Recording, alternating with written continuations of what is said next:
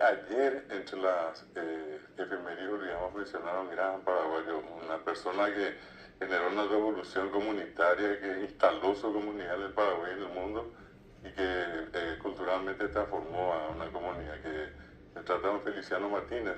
El 15 de marzo, Atirá, sí, que fue intendente, fue senador, Sí. Él falleció en el año 2005. Que El 15 de marzo, ¿no? Sí, el 15 de marzo de 2005. Ajá.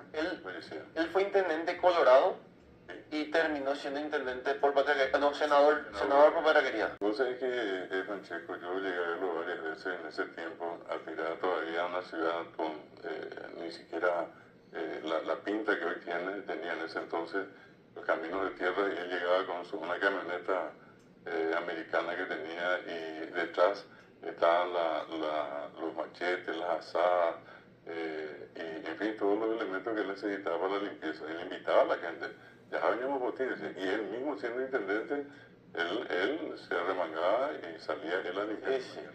Y lo que vos mencionabas, Mojara, fue una revolución cultural, porque decir que Atirá tiene más infraestructura que Asunción, que Ciudad del Este, que es una tontería, ¿verdad? No tiene ni el 10% de financiamiento que tenemos nosotros.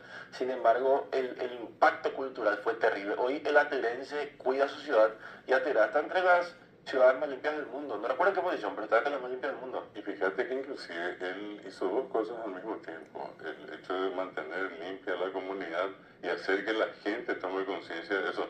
Andar que en este momento vayas y intentes tirar, qué sé yo, de una colilla de cigarrillo el envase de un caramelo. Pues, No, te van a retar. Una galleta de basurero, el basurero cada medio metro. Sí. Lo otro eran los mensajes que él instaló en las calles, que grandes pensadores, pensamientos que eran positivos, dirigidos sobre todo a los niños, a los jóvenes y en general a toda la población. Hasta hoy uno se encuentra con eso, y yo creo que fue un ejemplo claro de que cuando alguien se propone algo va a conseguir lo que quiere.